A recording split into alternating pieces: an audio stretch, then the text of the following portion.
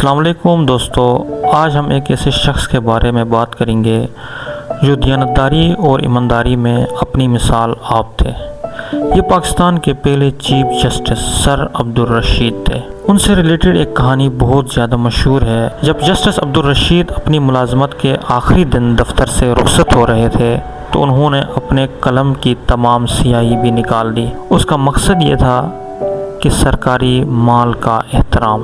وہ قلم اور اس میں موجود سیاہی حکومت وقت کے پیسے سے خریدی گئی ہے۔ ان کا ماننا تھا کہ اس کی ریٹائرمنٹ کے بعد اب وہ سرکاری ملازم نہیں رہے ہیں، اس لیے انہیں کوئی اجازت نہیں ہے کہ وہ اب سرکاری کوئی بھی چیز استعمال کر سکیں۔ انہوں نے یہ سبق دیا کہ انصاف کی کرسی پر بیٹھ کر چھوٹی سی چھوٹی چیز میں بھی خیانت نہیں کرنی چاہیے۔ سر عبدالرشید نہ صرف پاکستان کے پہلے چیف جسٹس تھے بلکہ ان کا کردار ملک کی بنیاد رکھنے میں بہت اہم تھا۔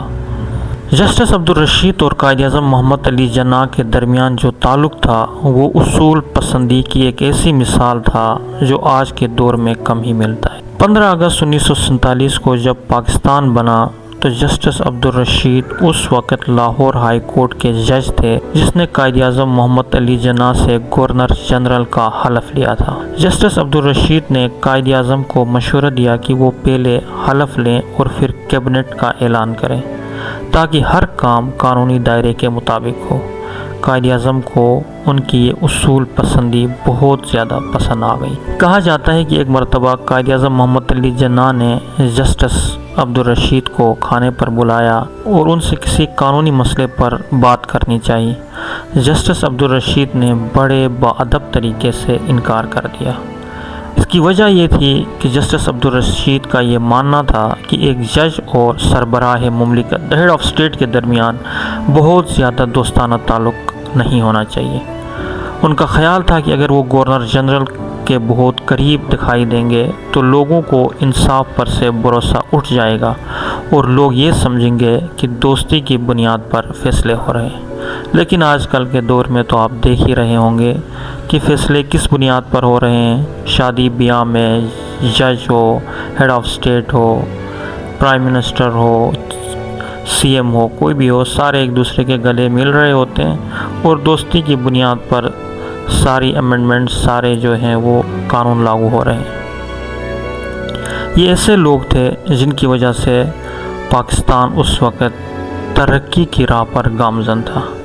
پاکستان نے 1950 کی دہائی میں جاپان جیسے ملک کو قرضہ دیا تھا۔ پاکستان نے جاپان کو 120 ملین روپیز کا قرضہ دیا۔ دوسری جنگ عظیم ورلڈ وار 2 کے بعد جاپان کی معیشت بالکل تباہ ہو چکی تھی اور انہیں اپنے ملک کو دوبارہ کھڑا کرنے کے لیے مدد کی ضرورت تھی اور پاکستان نے اس ٹائم جاپان کی مدد کی اور 120 ملین روپیز جو ہے وہ جاپان کو دے دیے۔